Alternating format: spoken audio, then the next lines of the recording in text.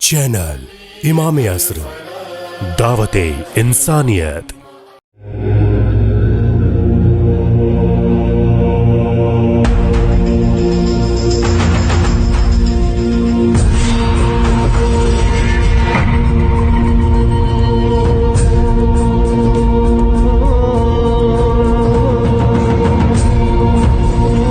औज़ुबिल्लाहिमिनश्शैतानिर्रजीम बिस्मिल्लाहिर्रहमानिर्रहीम। नाज़रीन अस्सलामु अलैकुम वरहमतुल्लाहि वबरकातुहू।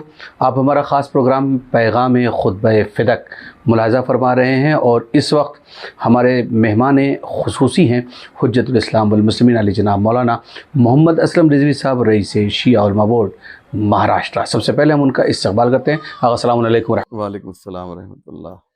नाज़रीन, ये हमारा दूसरा एपिसोड है जो सिलसिलेवार आपकी खिदमत में पेश किया जा रहा है और पिछले एपिसोड में हमने कुछ सवालात आगा की खिदमत में पेश किए थे फ़िदक के उन्वान से, और उसमें हमने माल गनीमत, माल फ़ै के ऊपर भी कुछ बातें आपके सामने पेश की थी और बहुत सारी ऐसी बातें थी जिसका सुनना और जिनका जानना आपके लिए लाजिम व ज़रूरी था। शहज़ादिया आलमियान अय्याम फ़ातिमिया कसरत से मजलिसों में शरीक हों, ज़्यादा से ज़्यादा कोशिश करें कि शहज़ादी सलामुल्लाह अलैहा का तज़किरा करें और तज़किरा सुनें, और जो सुनकर आएँ वो अपने घर में अपने फैमिली के साथ ज़रूर शेयर करें। इस एपिसोड में भी हम इस बात की कोशिश करेंगे कि आपके इल्म में इजाफ़ा हो और वो बातें जो आप तक पहुंचनी चाहिए वो ज़रूर पहुंचें। आइए हम अपना पहला सवाल लेकर आगा की खिदमत में हाजिर होते हैं। आगा, फ़िदक के हवाले से हम लोगों ने बहुत सारी बातें की हैं। सवाल ये पैदा होता है कि फ़िदक के बारे में खलीफ़ा अव्वल हज़रत अबू बकर ने ये कहा कि ये आपकी मीरास नहीं है, इसलिए कि अंबिया अपना वारिस नहीं बनाते और जो कुछ भी वो छोड़ कर जाते हैं वो सदका होता है। उस जगह पर आपने कुरान मजीद के हवाले से बहुत सारी बातें और दलीलें पेश की अपनी जगह पर। मैं इस वक्त जो आपसे सवाल करना चाहता हूँ कि वो सबसे ज़्यादा कौन सी बातें आलम इस्लाम में पेश की जाती हैं जिसमें एक वर्ड ख़ास तौर पर इस्तेमाल किया जाता है, वो होता है तोमा। तोमा फ़िदक के बारे में इस्तेमाल किया जाता है और ये कहा जाता है कि हज़रत अबू बकर ने कहा कि ये फ़िदक असल में तोमा है। तो डिफिनेशन तोमा की क्या है, मफ़हूम तोमा का क्या है, मीनिंग तोमा का क्या है, और इस तोमा के ज़रिए से आलम इस्लाम को क्या बताया जाता है? औज़ु बिल्लाहि मिनश शैतानिर रजीम। बिस्मिल्लाहिर्रहमानिर्रहीम। अल्हम्दु लिअहलिही वस्सलातु अला अहलिहा। मैं सबसे पहले तमाम मोमिनीन व नाज़रीन की खिदमत में सलाम अर्ज़ करता हूँ और गुजारिश करता हूँ कि ये जो अय्याम फ़ातिमिया के सिलसिले में प्रोग्राम्स बरगुज़ार होते हैं इसमें आप हज़रात शिरकत फरमाएँ, क्योंकि ये एक बहुत बड़ा सरमाया है, कैपिटल है जो हमारे पास है और इसका सही इस्तेमाल हमें करना है। जनाब फ़ातिमा ज़हरा सलामुल्लाह अलैहा के सिलसिले में मुसलसल आप हज़रात मजालिस सुन रहे हैं और जनाब फ़िरोज़ हाशमी साहब की जानिब से ये आज जो प्रोग्राम शुरू हुआ इसकी ये दूसरी कड़ी है, सेकंड एपिसोड है, और अल्लामा अक़ील तुराबी साहब बहुत ही खूबसूरती से इस प्रोग्राम को आगे बढ़ा रहे हैं। परवरदिगार से दुआ है कि इन दोनों मेरे भाइयों को, अज़ीज़ों को शर्र अशरार व हसद हासिदीन से महफूज व मसून फरमाए। सवाल आपका लफ्ज़ तोमा के बारे में है। बहुत ही प्यारा सवाल है, क्योंकि वो लोग जो जनाब फ़ातिमा ज़हरा सलामुल्लाह अलैहा से फ़िदक छीनना चाहते हैं वो इसी एक लफ्ज़ का सहारा लेते हैं। मैं बहुत तफसील में नहीं जाऊंगा, सिर्फ इशारा करूंगा और मुझे उम्मीद है कि जो हमारे नाज़रीन हैं वो हमारे इशारे को खूब समझेंगे कि ये तोमा एक ऐसा लफ्ज़ है कि जिसके ज़रिए امت مسلمہ یہ استدلال کرتی ہے کہ فدق جناب فاطمہ زہرا کا حق نہیں ہے، بلکہ ایک عمومی پراپرٹی ہے، تمام مسلمانوں کی جائیداد ہے۔ آئیے میں تومہ کے معنی بیان کرتا ہوں۔ بہت سے لوگ سوچ رہے ہوں گے اس وقت کہ یہ تومہ ہے کیا؟ جب ہم ان کی کتابوں کا مطالعہ کرتے ہیں تو کثرت سے ہم دیکھتے ہیں کہ اسی ایک لفظ کے اوپر زور دیا جاتا ہے، تومہ تومہ۔ چنانچہ میرے جو ناظرین ہیں توجہ کے ساتھ میری اس بات کو سماعت فرمائیں گے کہ تومہ کا جو ترجمہ ہوتا ہے وہ لقمہ ہے۔ تومہ یعنی لقمہ، یا لغت میں جو میں نے دیکھا خوراک کے معنی میں بھی آتا ہے، کھانے کے معنی میں بھی آتا ہے۔ یہ فدق لینے کے لیے جب شہزادی کونین خلیفہ اول کے پاس گئیں تو انہوں نے انکار کیا، اور انکار کرنے کے بعد جو دلیل دی وہ عجیب دلیل ہے کہ وہ یہ کہتے ہیں کہ ہم کو جناب پیغمبر اسلام نے یہ فرمایا ہے کہ جو ہمارا مال ہوتا ہے، جو ہماری پراپرٹی ہوتی ہے، وہ تومہ ہوتی ہے۔ تومہ میں نے عرض کیا کہ انہوں نے پھر اس کی تشریح یہ کی کہ تومہ کا مطلب یہ ہوتا ہے، اور کہ پیغمبر نے، ہمارے نبی نے خود یہ کہا، بہت توجہ کیجئے گا، خود یہ کہا کہ یہ تومہ ہے، اور جو بھی پراپرٹی ہے، ان کی خصوصی پراپرٹی ہو یا عمومی ہو، یہ سب تومہ ہوتی ہے، اور پیغمبر کے جانے کے بعد یہ پیغمبر کے جانشین تک ٹرانسفر ہو جاتی ہے۔ یہ جو ہے بات انہوں نے کہی کہ تومہ کا مطلب یہ ہے کہ حضور نے خود فرمایا، پیغمبر نے خود فرمایا کہ یہ جو پراپرٹی ہے، یہ پراپرٹی پیغمبر کے جانے کے بعد، ان کی رحلت کے بعد جو ہے اس کو دی جائے گی جو پیغمبر اسلام کا جانشین ہے۔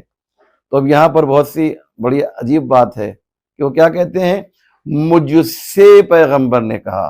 توجہ کیجئے جو بات میں کہہ رہا ہوں، مجھ سے میرے نبی نے کہا کہ یہ تومہ ہے، اور یہ میرے بعد، پیغمبر کہتے ہیں میرے بعد میرے خلیفہ کو ملے گی۔ تو پہلا مسئلہ تو یہ ہے کہ پیغمبر نے اپنے زمانے میں خلیفہ کا ذکر کیا، یہ بہت بڑی بات ہے۔ بعض لوگ کہتے ہیں صاحب پیغمبر کی زبان سے لفظ خلیفہ نکلا ہی نہیں کبھی، یہ پوری بحث ہے اس کے اوپر، لیکن آپ دیکھیں پیغمبر خود کہتے ہیں میرا خلیفہ۔ اب پیغمبر خلیفہ کون ہے، مجھے اس پہ بحث نہیں کرنی ہے، لیکن یہ کہ پیغمبر نے خلافت کا ذکر اپنی زندگی میں کیا۔ لیکن عجیب بات ہے کہ یہ کہتے یہ ہیں کہ یہ تومہ ہے جو پیغمبر نے کہا ہے کہ خلیفہ کو ملے گا، یعنی مجھے ملے گا، یعنی میں اس کا حقدار ہوں۔ یہ عجیب و غریب بات ہے کہ وہ ایک بات، اتنی بڑی بات، اتنی اہم بات، یہ کہتے ہیں پیغمبر نے مجھ سے کہا ہے۔ پیغمبر کو یہ نہیں کہنا چاہیے تھا کسی ایک شخص سے، یہ جب مسلمانوں سے ریلیٹڈ مربوط بات ہے تو پیغمبر کو منبر پہ کہنا چاہیے تھا، مسجد نبی پہ کہنا چاہیے تھا، اصحاب کے سامنے کہنا چاہیے تھا۔ یہ تو بہت بڑی بات ہے کہ دیکھو ہمارا خاص مال ہو، یعنی جسے آپ فدق کہہ لیجئے مثال کے طور پہ، یا عمومی مال ہو، یہ ہمارے بعد جو ہے ہمارے جانشین تک منتقل ہو جائے گا، ہماری پراپرٹی جو ہے ہمارے جانشین تک منتقل ہو جائے گی۔ تو اس کے راوی بھی کون ہیں؟ یہی حضرت ہیں، یہی صاحب ہیں، اور کوئی دوسرا نہیں ہے۔ اسے یوں سمجھیے، میں شاید بات کو اور واضح نہیں کر پایا، کہ ایک شخص ہے جو اپنے باپ کے انتقال کے بعد یہ کہے، توجہ کیجئے گا، اپنے باپ کے انتقال کے بعد کہے، یعنی بیٹا ہوا نا، یہ کہے کہ صاحب یہ پراپرٹی جو ہے مجھے جو ہے میرے باپ نے دی ہے. توجہ کیجئے گا, یہ پراپرٹی مجھے میرے باپ نے دی ہے, اور صرف مجھ سے کہا ہے کہ تم کو یہ پراپرٹی لے لینا, کہ تم میں یہ کوالٹی پائی جاتی ہے, اس لیے میری ساری پراپرٹی تمہیں دی جا رہی ہے. عجیب بات ہے. اس کے اور بھی بیٹے ہیں اور رشتہ دار ہیں.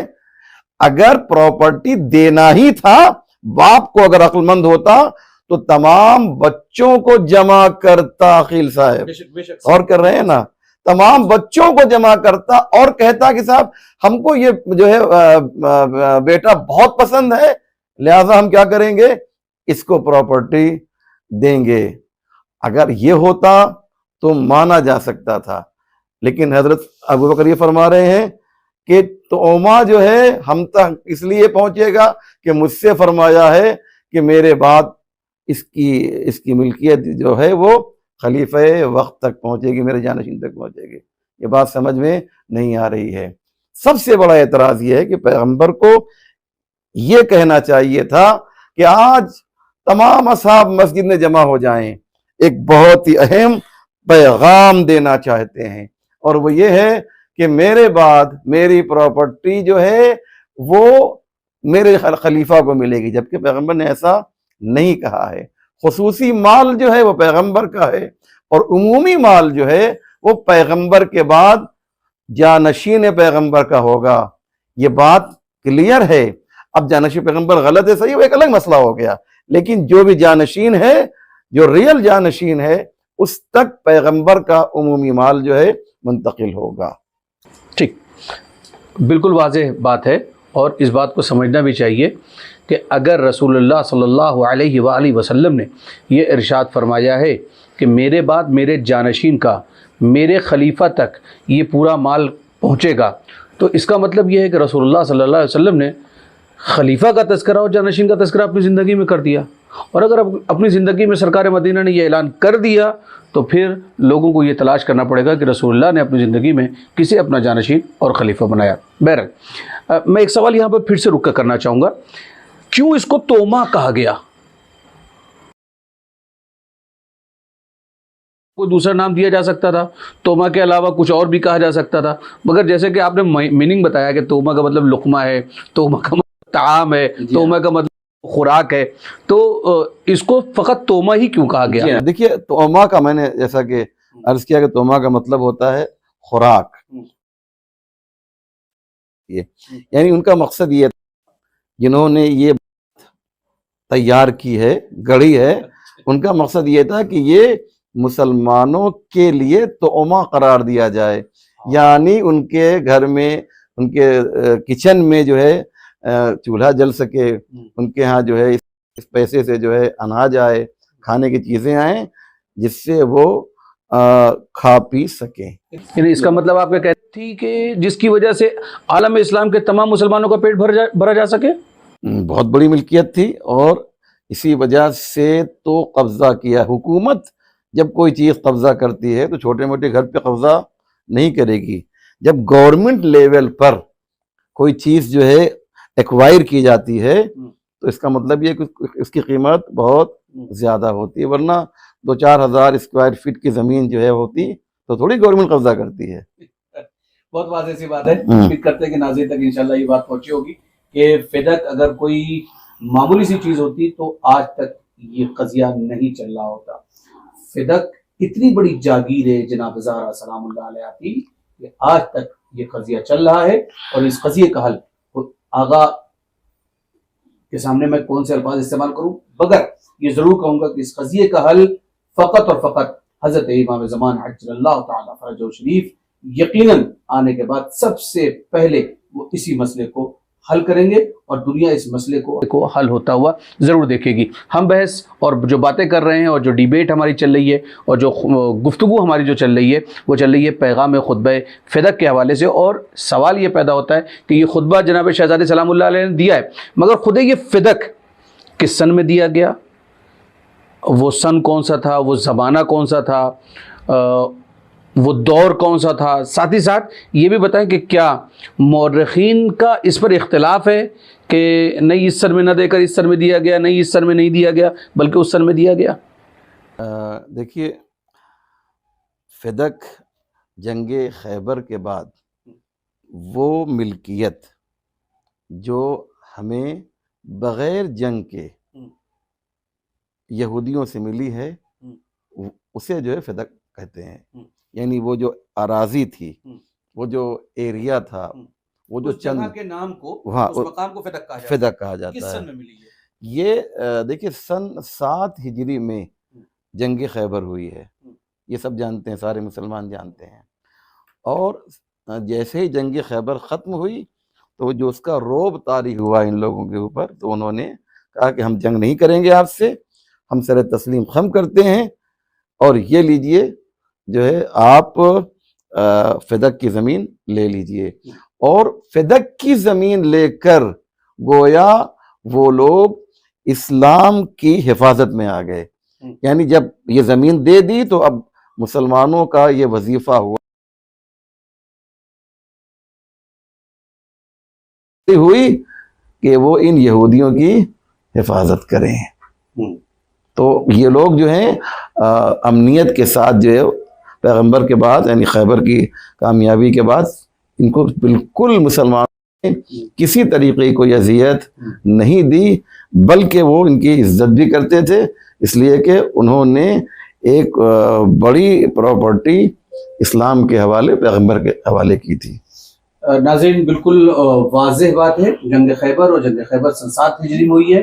یعنی رسول اللہ صلی اللہ علیہ وآلہ وسلم جب اس کائنات سے تشریف لے گئے ہیں وہ سن ہے 11 ہجری کا، اور سن 11 ہجری سے 3 سال قبل سن 7 ہجری میں فدق جناب زہرا سلام اللہ علیہ کے حوالے کیا گیا، ہبہ کیا گیا.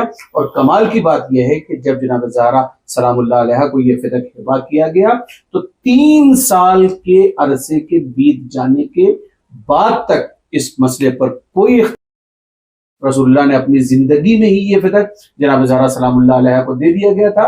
یہ سارے مسائل رسول اللہ کی رحلت کے بعد، اس کائنات سے گزر جانے کے بعد پیدا ہوئے ہیں. میں ایک بات اور ایڈ کر دوں آپ کے ناظرین کے لیے کہ 7 ہجری سے لے کر 11 ہجری تک تقریباً 3 سال کچھ مہینے ہوتے ہیں. یہ جو 3 سال کچھ مہینے ہیں، یہ مہینہ، یہ جو ایام ہیں یا جو یہ سال ہیں، اس میں جو بھی انکم ہوتی تھی جناب فاطمہ زہرا کو دی جاتی تھی. اور جناب فاطمہ زہرا اس کو اپنے لیے استعمال تھوڑی کرتی تھیں، بلکہ مسلمانوں کے لیے استعمال کرتی تھی، ایک مالکہ کی حیثیت سے. اللہ اکبر. ملکۃ العرب کی بیٹی ایک مالکہ بن کر پورے عالم اسلام کو اپنے ہی باغ کے ذریعے سے، جو آمدنی ہوتی تھی اس کے ذریعے سے عالم اسلام کو چلا رہی تھی. شہزادی سلام اللہ علیہ کا یہ کرم اور یہ ان کی عطا اور یہ ان کی سخا تھی کہ جس کے ذریعے سے 3 سال کچھ مہینے تک مسلسل باغ فدق کے ذریعے سے عالم اسلام چلتا رہا. میں بہت زیادہ طولانی باتیں ہو جاتی ہیں اور وقت بھی کم ہوتا چلا جاتا ہے. ایک سوال بہت جلدی سے آپ سے کرنا چاہوں گا، کیا قرآن سے ثابت ہے کہ جناب زہرا سلام اللہ علیہ ہی فدق کی حقدار ہے؟ بالکل. آپ کے سوال کو اگر یوں سمجھا جائے کہ جناب فاطمہ زہرا کو فدق کیوں دیا گیا، ایک سوال تو یہ آپ کا ہوا. اصل میں یہ سوال میں اس لیے کر رہا ہوں کہ آج کے اس دور میں لوگ کہتے ہیں قرآن سے ثابت کیجیے. تو کیا قرآن مجید سے ثابت ہے کہ جناب زہرا سلام اللہ علیہ ہی فدق کی مالکہ ہیں، فدق کی وارثہ ہیں، فدق انہی کا حق ہے؟ جی ہاں، اس میں ایک آیت نازل ہوئی تھی، وَآتِ ذَا الْقُرْبَى حَقَّهُ، یعنی جو آپ کا سب سے قریبی ہے اسے حق دے دیا جائے. تو پیغمبر اسلام نے جناب فاطمہ زہرا کو فدق دے دیا. یہ آیت کب نازل ہوئی؟ یہ آیت جو ہے یہ جنگ خیبر کے بعد نازل ہوئی ہے، یہ یاد رکھیے گا. جنگ خیبر کے یعنی سن 7 ہجری میں جنگ خیبر ہوئی ہے، ہاں، اور سن 7 ہجری میں جنگ خیبر کے فوراً بعد سن 7 ہجری میں. بالکل بالکل، جیسے ہی یہ پراپرٹی. اور اگر آپ کا سوال یہ ہے کہ کیا کوئی ایسی پراپرٹی بھی ہے کہ جس کا تعلق صرف رسول سے، مسلمانوں سے نہیں ہے، قرآن سے ثابت کیجیے. اگر آپ کا سوال یہ ہے کہ فدق جیسی پراپرٹی کیا قرآن سے ثابت ہے کہ وہ صرف جو ہے وہ یا پیغمبر کی ملکیت ہے یا پیغمبر کے بعد آل پیغمبر کی ملکیت ہے؟ جی ہاں، اس کے لیے بھی قرآن کریم کی آیت ہے، جناب وکیل صاحب سورہ حشر کی آیت نمبر 6 ہے، جس میں اللہ نے کھل کر یہ اعلان کیا کہ وما افا اللہ علی رسولہ منہم فما اوجفتم علیہ من خیل ولا رکاب ولکن اللہ یسلط رسلہ علی من یشاء واللہ علی کل شیء قدیر۔ آپ دیکھیں کہ اس آیت میں نے حوالہ اس لیے دیا ہے کہ آپ خود بھی تفصیل اس میں آپ دیکھ سکتے ہیں، اس کی تفسیر دے سکتے ہیں، میں خلاصہ نقل کر رہا ہوں کہ اللہ فرما رہا ہے کہ اللہ نے اپنے رسول کو جو مال دلوایا ہے تو تم نے اس پر نہ آپ نے فما اوجفتم علیہ من خیل، تم نے اس کو جو ہے بغیر جنگ کے جو رسول تک جو مال پہنچا ہے کہ جس میں نہ گھوڑا دوڑایا گیا نہ ہی ناقہ اونٹ دوڑایا گیا، یعنی بغیر جنگ کے جو مال حاصل ہو جائے وہ کس کا ہے؟ قرآن کہتا ہے ما افا اللہ علی رسولہ من اہل القری فللہ وللرسول، یہ جو بھی بغیر جنگ کے مال حاصل ہو جاتا ہے اس کے دو ہی مالک ہیں، یا اللہ ہے یا اس کا رسول ہے، کہ پیغمبر نے اپنے زمانے میں دے دیا تھا۔ اسی لیے حضرت ابو بکر سے جب جناب فاطمہ نے کہا تھا تو انہوں نے ایک نوشتہ لکھا تھا، ایک خط لکھا تھا اور کہا تھا کہ بالکل آپ صحیح کہہ رہی ہیں، لیجئے آپ کو فدق واپس کیا جا رہا ہے۔ لیکن دو شخصیتیں وہاں پر موجود تھیں یا بعد میں آئیں، ایک روایت میں ہے کہ بعد میں آئیں اور انہوں نے دیکھا کہ ایک خط لکھا گیا ہے کہ جس میں یہ کہا گیا ہے کہ فدق آپ کو واپس کیا جا رہا ہے۔ دو کا نام سننا چاہتے ہیں؟ خلیفہ دوم حضرت عمر اور ایک مشہور صحابی رسول عبد الرحمن ابن عوف۔ ان لوگوں نے کہا کہ صاحب نہیں، یہ جو ہے مسلمانوں کی پراپرٹی ہے، رسول نے دیا، رسول کے پاس ضرور یہ مال گیا تھا لیکن رسول کے بعد یہ پراپرٹی مسلمانوں کی ہے، اور اس خط کو جو ہے لے کر پارا پارا کر دیا۔ یہ خط پارا پارا نہیں کیا گیا تھا، یہ قلب زہرا کو پارا پارا کیا گیا تھا، اور جناب فاطمہ زہرا پھوٹ پھوٹ کر روئی تھیں۔